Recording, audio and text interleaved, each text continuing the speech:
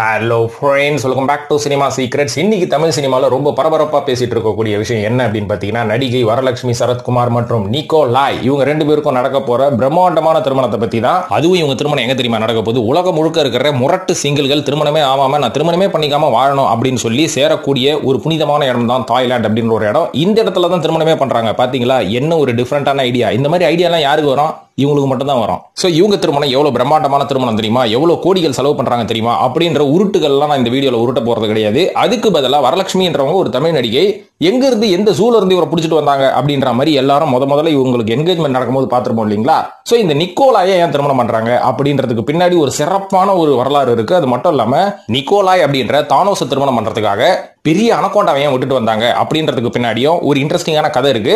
So அதை வந்து நம்ம ஆதி முதல் பார்த்துருவோம். எங்க இருந்து இந்த பிரச்சனை ஆரம்பிச்சது, இவங்களுக்குள்ள காதல் ஏன் வந்தது, இது பொய் காதலா நாடக காதலா அப்படின்ற எல்லா இன்ட்ரெஸ்டிங்கான விஷயத்தையும் இந்த வீடியோல நான் சொல்ல போறேன். இந்த பதிவை நீங்க எங்கேயுமே கேள்விப்பட்டிருக்க மாட்டீங்க. இது என்னோட சொந்த உருட்டு.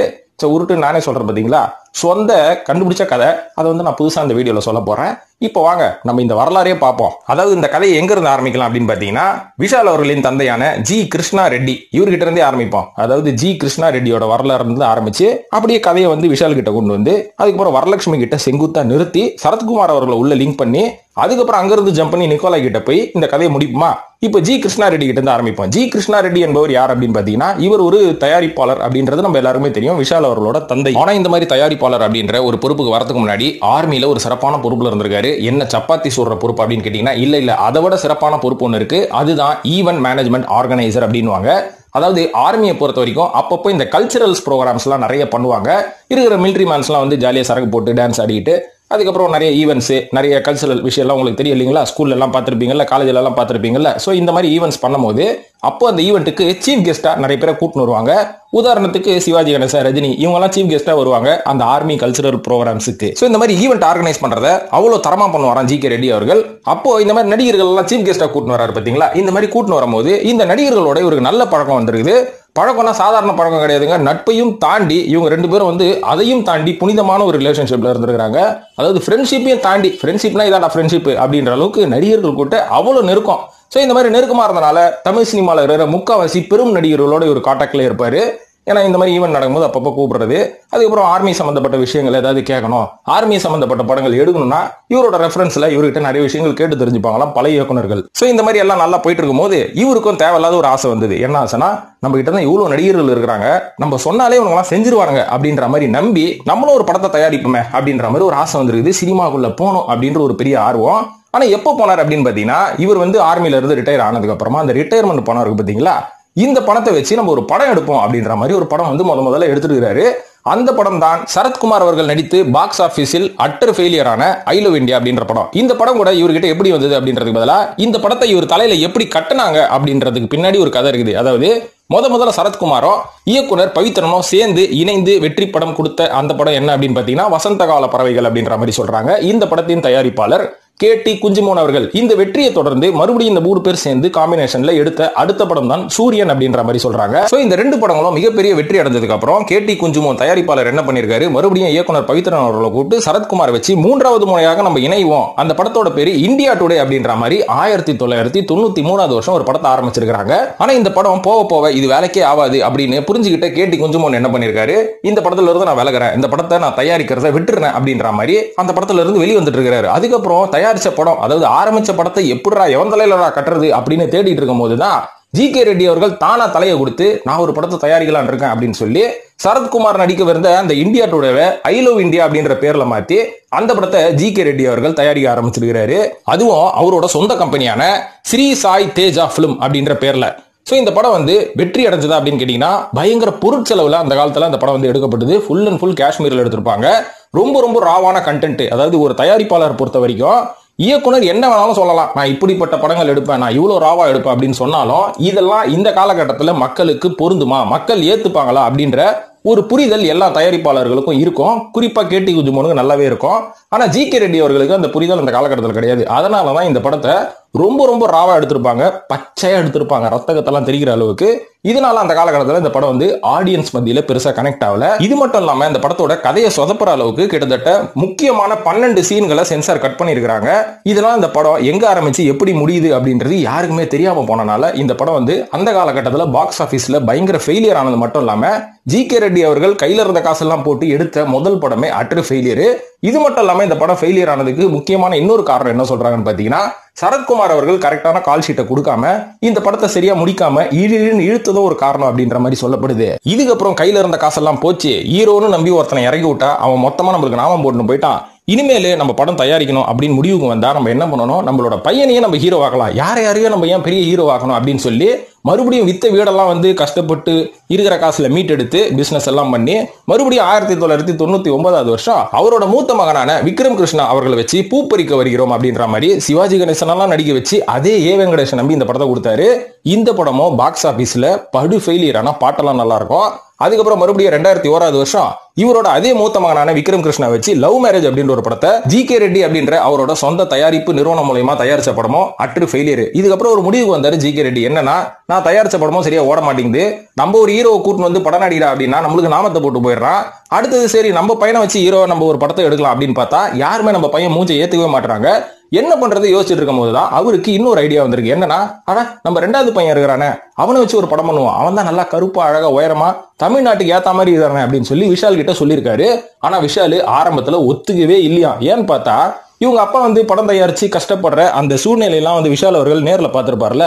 அதனால டாடி நம்மளுக்கு சினிமாலாம் ஒத்து வராது, நம்ம கிட்ட தான் மார்பிள் பிசினஸ் இருக்கே, நம்ம அதையே பாத்துக்கலாம், ஆளை விடு, சினிமாவுல என்ன கூட்டுன்னு வராத அப்படின்ற மாதிரி விஷால் அவர்கள் ஆரம்பத்துல ஜி.கே. கிட்ட சொல்லியிருக்காரு. இருந்தாலும் ஜி.கே. ரெட்டி அவர்கள் விடுற மாதிரி இல்ல, அதெல்லாம் முடியாதுப்பா, ஃபர்ஸ்ட் நான் படம் தயாரிச்சேன், எல்லாம் ஃபெயிலியரு, அதுக்கப்புறம் உங்க அண்ணனை வச்சு நான் ஒரு படத்தை வந்து ஹீரோ ஆகலாம் அப்படின்னு சொல்லி தயாரிச்சேன், அதுவும் போச்சு, ஆனா எனக்கு சினிமால நான் வரணும்னு ஆசைப்பா, அப்ப வந்து எல்லாம் சினிமாக்காரன் ஒரு தயாரிப்பாளர்னு சொல்லணும், அந்த ஆசையை நீ தான் நிறைவேற்றணும் அப்படின்ற மாதிரி விஷால தொடர்ந்து கன்வின்ஸ் பண்ணிருக்காரு. அதுக்கப்புறம் தான் விஷால் ஒரு முடிவு வந்திருக்காரு, சரி நம்ம அப்பா ஆசையை நிறைவேற்றுவோம், நம்மளும் வந்து ஒரு நடிகர் ஆகும். ஆனா அப்பா கிட்ட ஒரு போட்ட கண்டிஷன் என்னன்னா, சும்மா 19 போய் எல்லாரும் மாதிரியும் போய் நான் நிக்க மாட்டேன், எனக்கு ப்ராப்பரான ட்ரைனிங் வேணும், அதுக்கப்புறம் நான் வந்து அசிஸ்டன்ட் டைரக்டரா ஒர்க் பண்ணி சினிமானா என்னன்னு கத்துக்கணும், அதுக்கப்புறம் தான் ஹீரோவா இறங்குவேன் அப்படின்ற மாதிரி கண்டிஷன் போட்டுருக்காரு. இந்த கண்டிஷனை ஒத்துக்கிட்டோன்னா ஜி.கே. ரெட்டி முதல்ல என்ன பண்ணிருக்காருன்னா, இவங்க வீட்டுக்கு ஒரு உதவி இயக்குனரை கூப்பிட்டு விஷாலை இன்ட்ரோடியூஸ் பண்ணி விட்டு, நம்ம பையன் தான் 2வது பையன், தேர்வானா சினிமாலாம் அவன் கரெக்டா இருப்பானா, இவனுக்கு பேசிக் ட்ரைனிங்லாம் கொடுன்னு அந்த உதவி இயக்குனரை வச்சு ஃபர்ஸ்ட் விஷால் அவர்களுக்கு பேசிக் ட்ரைனிங்லாம் கொடுத்துருக்காங்க. அதுக்கப்புறம் ஆக்ஷன் கிங் அர்ஜுன் அவர்கள் இயக்கிய வேதம் படத்துல இவர் வந்து உதவி இயக்குனராக பணியாற்றி இருக்காரு. சினிமாவை பத்தி ஓரளவுக்கு விஷாலுக்கு தெரிஞ்சு போச்சு.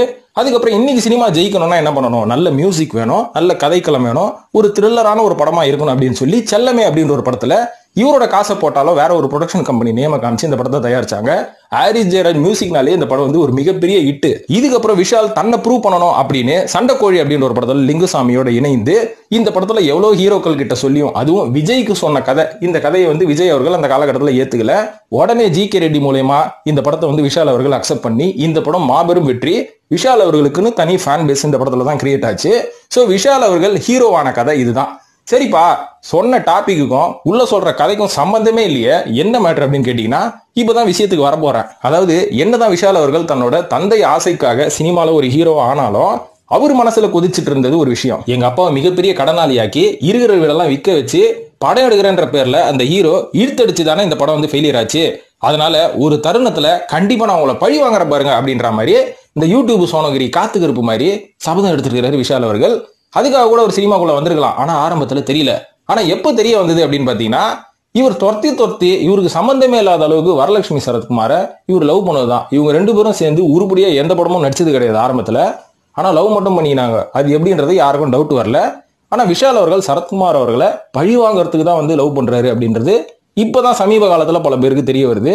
ஆனா ஆரம்பத்துல வரலட்சுமியை உஷார் பண்ணி உங்க அப்பா நான் பழி வாங்குறேன் பாரு அப்படின்ற மாதிரி ஆரம்பிச்சிருக்கிறாரு. சோ இந்த கதை இப்ப இதுல ஸ்டாப் பண்ணி சரத்குமார் அவர்கள்கிட்ட இருந்து திரும்பி இந்த இடத்துக்கே வருவோம் வாங்க. அதாவது சரத்குமார் அவர்கள் ஆரம்பத்துல IAS அதிகாரியோட மகளான சாயாதேவின்றவங்கள பெங்களூர்ல ஒரு பத்திரிகையில வேலை செஞ்சார்ல சரத்குமார், அப்ப லவ் பண்ணி உஷார் பண்ணி பெங்களூர்ல கல்யாணத்தை முடிச்சுட்டுக்கிறாரு. கல்யாணத்தை முடிச்சதுக்கு அப்புறம் இவங்களுக்கு 2 குழந்தைங்க பிறந்திருக்கு. 2 பெண் குழந்தைகள் தான். அதுல ஒருத்தர் வந்து வரலட்சுமி சரத்குமார், இன்னொரு பெண்ணோட பேரை நான் சொல்ல விரும்பல, அவங்க சினிமா உள்ள வரல, அவங்கள பத்தி எல்லாம் நம்ம எதுக்கு பேசணும். ஸோ இந்த மாதிரி குடும்பம் நல்லா நடத்திட்டு இருக்கும்போது சரத்குமார் அவர்களுக்கு சினிமா ஆசை. எவனோ ஒருத்தன் சொல்லிட்டுக்கிறான், பாடியெல்லாம் நல்லா வச்சிருக்கல, போய் சினிமாவில் நடினோடனே இவர் என்ன பண்ணிடுறாரு, அப்பவே பான் வித் சில்வர் ஸ்பூன், நான் எவங்கிட்டையும் போய் சான்ஸ் எல்லாம் கேட்க மாட்டேன், அதுக்கு பதிலாக நானே வந்து படத்தை வந்து ஃபைனான்ஸ் பண்றேன், நானே டிஸ்ட்ரிபியூட் பண்ணி தயாரிக்கிறேன்னு சொல்லி அதுல இறங்கி இருக்கிறாரு. ஆனா ஆரம்பத்துல அவர் போட்ட காசெல்லாம் காலி. அதுக்கப்புறம் மறுபடியும் வந்து நடிக்க போறேன்னு சின்ன சின்ன ரோல்ல நடிச்சு பணம் சம்பாரிச்சு மறுபடியும் வந்து டிஸ்ட்ரிபியூட்டர் ஆகி ஓரளவுக்கு அவருக்கு ஹீரோ அந்தஸ்து கிடைச்சிருக்குது. அந்த டைம்ல தான் இவர் என்ன பண்ணிருக்காரு, நம்மளுக்கு வந்து ஒரு நடிகையோட லிங்க் இருந்தாதான் சினிமால அடுத்தடுத்த லெவலுக்கு நம்மளுக்கு வாய்ப்பும் கிடைக்கும், நம்மளோட பேரும் எப்பவுமே மீடியாக்காரங்க பேசிக்கினே இருப்பாங்க. இதுக்காக ஒரு நடிகை நம்ம உசார் பண்ணி கல்யாணம் பண்ணுவோன்னு அவர் நடிக்கக்கூடிய படங்களில் இருக்கக்கூடிய ஹீரோயின் எல்லார்கிட்டையும் போய் ப்ரப்போஸ் பண்றது எதுவுமே வேலைக்கு ஆகல. அந்த டைம்ல தான் ராதிகா அவர்கள் ஒரு ஆண் துணை இல்லாம ரொம்ப கஷ்டப்பட்டாங்க. 2 டிவோர்ஸ் ஆனதுக்கு அப்புறம் நடிகர் விஜயகாந்த் அவர்களை திருமணம் பண்ணுவோன்னு திருப்பதியில திருமணம் வரைக்கும் போனதுக்கு அப்புறம் ராவுத்தர் அவர்கள் தடுத்து நிறுத்தினால விஜயகாந்தை கல்யாணம் பண்ண முடியாம ரொம்ப விரக்தியில இருந்த ராதிகா அவர்களுக்கு வாழ்க்கை கொடுத்தார் சரத்குமார். இல்ல, தவறுதலா சொல்லிட்டேன், விரக்தியில இருந்த சரத்குமார் அவர்களுக்கு ராதிகா வாழ்க்கை கொடுத்தாங்க. ஏன்னா சரத்குமார் அவர்கள் அந்த காலகட்டத்தில் நிறைய படம் நடிச்சு நிறைய படத்தை தயாரிக்கிறேன்னு சொல்லி சில நடிகைகளுக்கு நிறைய காசை செலவு பண்ணி ஏகப்பட்ட கடன்ல இருந்தாரு. அந்த கடனெல்லாம் ராதிகா அவர்கள் அடைச்சு இவரை வந்து ஹஸ்பண்டா விலைக்கு வாங்கிட்டாங்க அப்படின்ற மாதிரியும் ஒரு வரலாறு சொல்லுது. சோ இது வந்து சரத்குமாரோட கதை. சரி, இப்ப 2 பேரோட கதைக்குள்ள வருவோம். அதாவது விஷால் அவர்கள் வந்து வரலட்சுமியை கல்யாணம் பண்ணணும் அப்படின்ற ஒரு நினைப்புல தான் வந்து லவ் பண்றாரு அப்படின்ற மாதிரி வரலட்சுமி நினைச்சுன்னு இருந்தாங்க.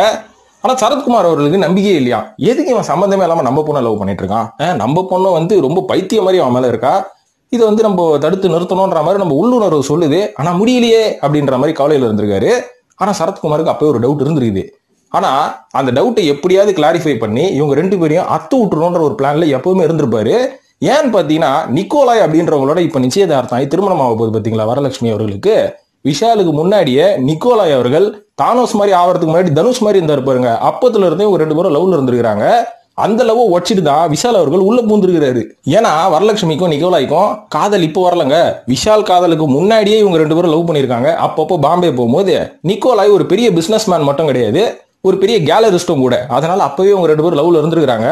அதுக்கப்புறம் அந்த லவ் மறுபடியும் உடஞ்சு போய் விஷால் அவர்கள் கிட்ட வந்ததுக்கு அப்புறம் நிக்கோலாய் வரலட்சுமிக்கு வெயிட் பண்ணாம அவர் போய் திருமணம் பண்ணிட்டு அவரோட மகளும் வளர்ந்ததுக்கு அப்புறம் இப்போ நிக்கோலாய்க்கு 2வது திருமணம் நடக்க போகுது வரலட்சுமியோட. ஆனா இந்த லவ் எப்போ உடஞ்சது, வரலட்சுமிக்கும் விஷாலுக்கும் எப்போ உடஞ்சது அப்படின்னு பாத்தீங்கன்னா சரத்குமார் அவர்கள் ஒரு போட்ட பிளான் தான். அதாவது அடிக்கடி சொல்லி சொல்லி பார்த்திருக்கிறாரு, வேலைக்கே ஆகல. உடனே விஷால் அவர்கள் தான் நிறைய ஃபாரினர்ஸ் எல்லாம் கூட்டின்னு வந்து நாங்க வெளிநாட்டு மாடல்ஸ் எல்லாம் கூட்டின்னு வந்து ஜல்சா பண்ணுவார்ல, இந்த மேட்டர் சரத்குமார் மோப்பம் பிடிச்சி வரலட்சுமி கிட்ட சொல்ல, அதுக்கப்புறம் இந்த ஒரு காரணம் தெரிஞ்சதுக்கு அப்புறம் தான் இவங்க 2 பேருக்கும் பிச்சு கிச்சுன்ற மாதிரி ஒரு ரீசனா சொல்றாங்க. இது மட்டும் தான் ரீசனான்றது நம்மளுக்கு தெளிவா தெரியாது. ஆனா உடஞ்சு போச்சுங்க, அவ்வளவுதான். ஆனா இருந்தாலும் இப்போ இந்த திருமணம் பிரம்மாண்டமா நடக்கும் போது தாய்லாந்துல, ஏதுப்பா காசு காசு ஏது அப்படின்ற மாதிரி கேட்பீங்கல்ல, அது ஒரு சின்ன உதாரணம். ஒரு விஷயம் வந்து நான் சமீபத்துல கேள்விப்பட்டேன். என்னன்னா சமீபத்துல சரத்குமார் அவர்கள் அவரோட கட்சியோட சேர்ந்து ஒரு மிகப்பெரிய நேஷனல் கட்சியோட இணைஞ்சிருக்காரு இல்லைங்களா. அந்த கட்சியோட எதுக்கடா சம்பந்தமே இல்லாம இந்த ஆள் இணைஞ்சான் அப்படின்ற மாதிரி எல்லாரும் யோசிச்சோம். அதுக்கு முன்னாடி ஒரு மிகப்பெரிய ஒரு பெரிய பண வர்த்தகம் இருக்கு. என்ன தெரியுங்களா, அதாவது அந்த பெரிய நேஷனல் கட்சி வருஷம் வந்து அட்வர்டைஸ்மெண்ட்டுக்குன்னு சொல்லி சில 1000 கோடிகள் சில 100 கோடிகள் வந்து செலவு பண்ணுவாங்களாம். அதுல ஒரு சில பர்சன்டேஜ் வந்து இங்க நம்ம நடிகை குஷ்பு அவர்கள் கிட்ட தான் வருமா. எதுனாலன்னு பாத்தீங்கன்னா அவங்க தான் அந்த அட்வர்டைஸ்மெண்ட்ஸ் எல்லாம் எடுத்து ப்ராப்பரா ப்ரொடக்ஷன் பண்ணுவாங்களாம். ஸோ அப்படி வரும்போது சரத்குமார் அவர்களோட மனைவி யாரு, ராதிகா அவர்கள், அவங்க ஒரு பெரிய அட்வர்டைஸ்மெண்ட் நிறுவனம், அவங்க ஒரு தனி ப்ரொடக்ஷன் நிறுவனம் நடத்துறாங்க இல்லையா. இந்த ஹெல்ப்ல இந்த அட்வர்டைஸ்மெண்ட் டீல நம்ம எடுத்துக்கிட்டோம்னா நம்மளுக்கு ஒரு சில 100 கோடிகள் நம்மளுக்கு கையில காசா வரும், நம்மளும் வந்து அந்த அட்வர்டைஸ்மெண்ட்ஸ் எடுத்து கொடுக்கலாம் அப்படின்ற ஒரு பிசினஸ் காரணமாக கூட இவங்க இணைஞ்சிருக்கலாம் அப்படின்ற மாதிரி ஒரு காரணங்கள் சொல்றாங்க. ஸோ இந்த ஒரு பவர் எப்படி கிடைக்கும், உங்ககிட்ட கட்சி அரசியல் அப்படின்ற ஒரு விஷயத்த தானே கிடைக்கும். அது மட்டும் இல்லாம வரலட்சுமி சரத்குமார் அவர்களோட மேனேஜர் சமீபத்தில் ஒரு பெரிய கடத்தல்ல ஈடுபட்டு மாட்டிக்கிட்டாரு. அதுல இருந்தே இவங்க வெளில வரணும். சோ அதுக்காக கூட அந்த பெரிய கட்சியோட இணைஞ்சிருக்கலாம் அப்படின்ற மாதிரியே ஒரு தரப்பு மக்கள் சொல்றாங்க. சோ எது எப்படியோ அல்டிமேட்லி வி நீட் மணி அப்படின்றதுக்கு பதிலா வி அக்வயர் மணி. நம்ம பணத்தாலேயே குளிக்கணும், பணத்துக்கு அடியிலேயே படுத்துக்கணும் அப்படின்ற மாதிரி யோசிக்கிற ஒருத்தரால மட்டும்தான் இப்படியெல்லாம் எங்கெங்க காசு இருக்கோ அங்கெல்லாம் தேடி தேடி ஓட முடியும், தனி ஒருவன் படத்துல சொல்ற மாதிரி. ஸோ பாலிடிக்ஸ் அப்படின்றது சேவை சர்வீஸ் அப்படின்றதையும் தாண்டி இன்னைக்கு சேவிங்ஸ் ஏர்னிங்ஸ் அப்படின்ற அளவுக்கு போயிட்டு இருக்கு. ஸோ அதனால அரசியலுக்கு வரும் அத்தனை பேரும் சர்வீஸ் பண்ணதான் வராங்க அப்படின்றதுல எந்த ஒரு உண்மையும் கிடையாது. இது நம்ம என்னைக்கு புரிஞ்சுக்கிறோமோ அன்னைக்கு நம்ம நாட்டுக்கு நல்லது நடக்கும், அது வரைக்கும் நாட்டுக்கு சாபக்கேடுதான் அப்படின்னு சொல்லி இந்த வீடியோ முடிச்சுக்கிறேன். அடுத்த வீடியோல இவங்களோட பிரம்மாண்டமான திருமணத்தை பத்தி வெட்டி கதை பேசுவோம். அதுக்கு நீங்க செய்ய வேண்டியதெல்லாம் சினிமா சீக்ரெட்ஸை சப்ஸ்கிரைப் பண்ணிட்டு ஃபாலோ பண்ணுங்க நண்பர்களே. நன்றி.